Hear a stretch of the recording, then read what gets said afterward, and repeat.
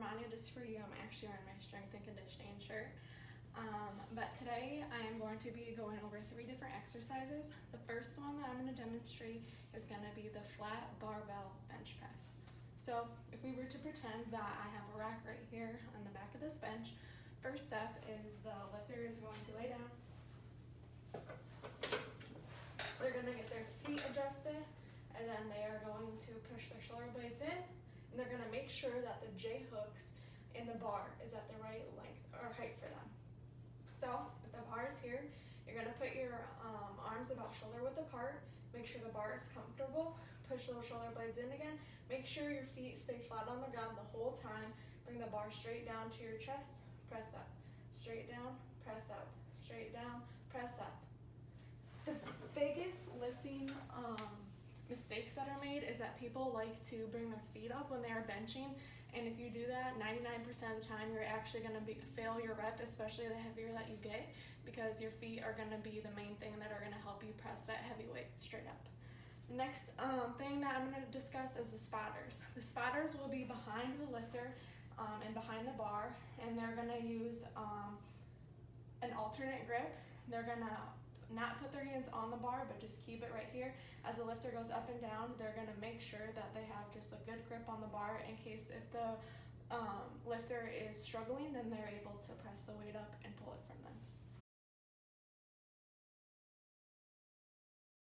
The second lift that I'm going to demonstrate is the incline dumbbell bench press. So to get started, the first thing that you need to do is move the bench up about 30 to 45 degrees.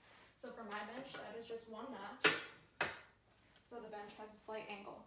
Second thing I'm going to do is grab the dumbbells, sit down on the bench, keep my feet flat on the ground, lean back, and here you need to push your shoulder blades together again, just like the bench press. But this time you can have a slight arch in your back, and you need to make sure that your shoulder blades are staying in contact with the bench the whole time, but you can have the little rim right here with an arch in your back. Your back does not need to stay in contact with the bench the whole time. Next thing you're going to do is you're going to bring the dumbbells up, and you are going to press up and down. When you're at the down position, you want to make sure that your arms have about a 45-degree angle, and then you know that you've gone down low enough. Press straight back up, down, straight back up. So for the spotters for this one, they again will be standing behind the bench, and this time they are going to focus on the lifter's wrist. So as the lifters go down, they are going to be holding their wrist just in case. Again, they don't have to directly touch them, but if they're struggling, then they're going to pull the wrist up and help the lifter get the weight off. Another important cue for this is you want to start with the dumbbells like on your thighs. It will help you be able to bring the weight up, and then after you're done, bring them back here, and then it will help it will help you stand up.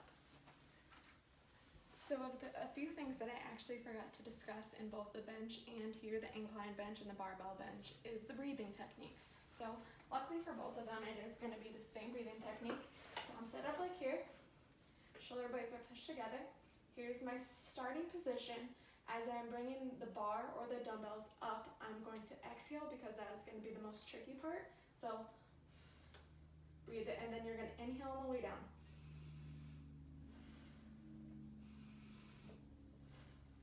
That is something that is very important to consider, and make sure that you are breathing during the lifts, otherwise it can cause major problems.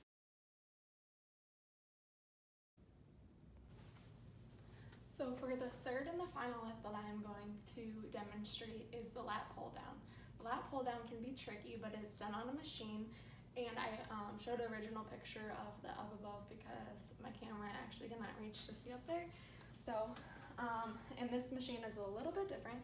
So the thigh pads will be right here, and you're gonna make sure that you get those adjusted before that you do the exercise to your right height. And then the bar is up there, which you're gonna be using to pull down. So, again, just pretend with me. The bar is up here.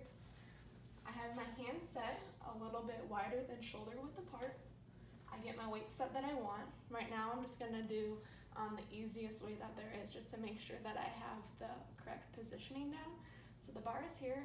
I have my feet flat on the ground, and I have my knees under the the thigh pads, or my thighs under the thigh pads, not my knees. So I'm here, and what I'm gonna do when I bring the bar down is I'm gonna focus on bringing my arms straight down and pushing my shoulder blades together, and I'm gonna bring the bar down to the top of my sternum, or like right to my clavicle area, and then up.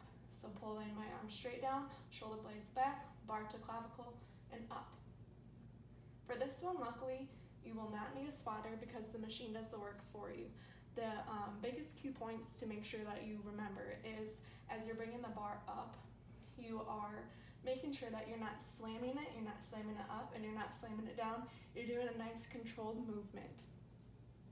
So up, shoulder blades back, clavicle, straight up. Not too difficult, but it'll work a lot of those back muscles, and you want to make sure that you're engaging your core the whole time. You want to keep your core nice and tight.